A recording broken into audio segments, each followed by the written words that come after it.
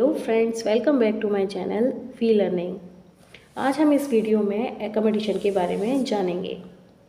What is accommodation, accommodation क्या होता है और हमारी आई में ये किस किस कंडीशन में वर्क करता है। तो इससे पहले हम एक बार आई के स्ट्रक्चर के बारे में रिव्यू कर लेते हैं। जैसा कि हमने लास्ट वीडियो में पढ़ा था कि हमारी आई में एक लेंस प्रेजेंट होता है जो कि जेली लाइक प्रोटीन सब्सटेंस से बना हुआ होता है। यह सिलियरी बॉडी से अटैच्ड होता है बाय सिलियरी लिगामेंट्स के थ्रू, जिसे हम जॉन्यूल्स भी बोलते हैं। इन्हीं लिगामेंट्स की हेल्प से लेंस इजीली शेप को चेंज कर पाता है। लेंस का फंक्शन है हमारी आई के रिफ्रैक्शन में हेल्प करना।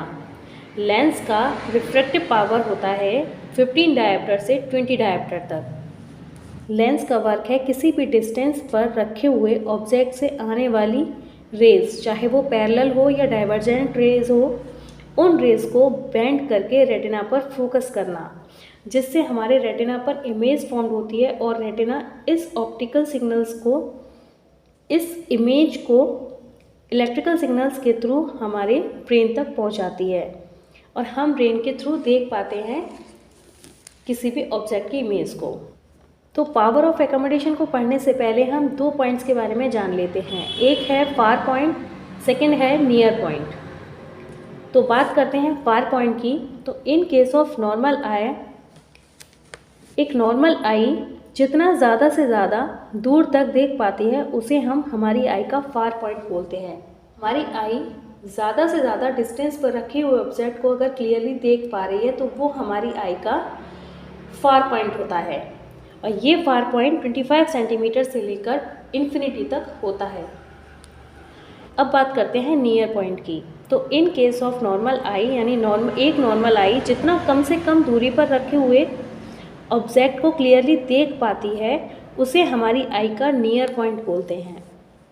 The minimum distance at which the eye can see object clearly is called the near point और least distance of distinct vision.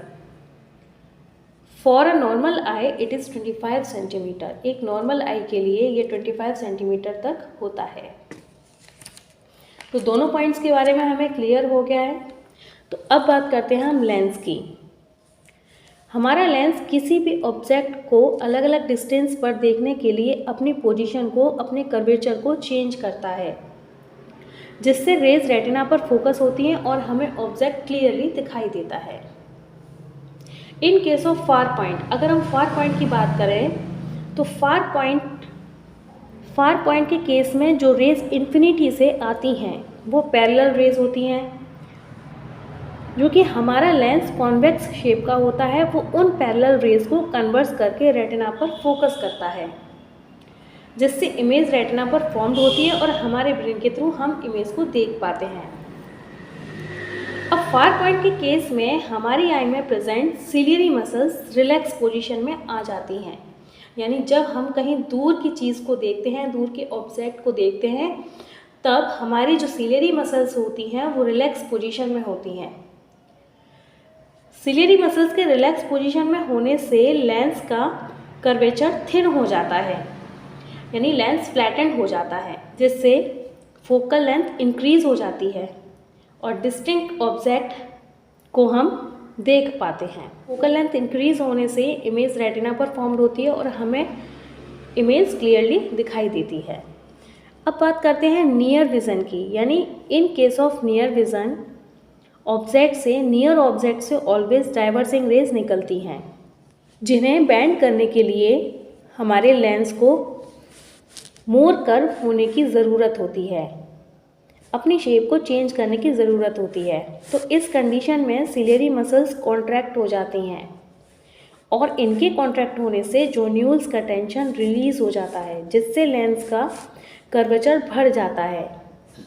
Lens more curve हो जाता है और लेंस के मोर कर्व होने से लेंस की पावर इंक्रीज़ हो जाती है। लेंस के मोर कर्व होने से लेंस की फोकल लेंथ डिक्रीज़ हो जाती है, जिससे डाइवर्जेंट रेज इजीली रेटिना पर बेंड हो जाती हैं। रेज रेटिना पर फोकस होती हैं और इमेज फॉर्म्ड हो जाती है, जिससे हम इमेज को देख पाते हैं। तो इसी प्रोसेस को बोलते हैं एकोमोडेशन। इन दोनों केसेस में लेंस को अपनी फोकल लेंथ एडजस्ट करनी होती है, जिसे हम बोलते हैं power of accommodation. The ability of the eye lens to see both near and distance object clearly by adjusting its focal length is called the power of accommodation of the eye। Video अच्छी लगी हो तो please like और subscribe कीजिएगा। Thanks for watching.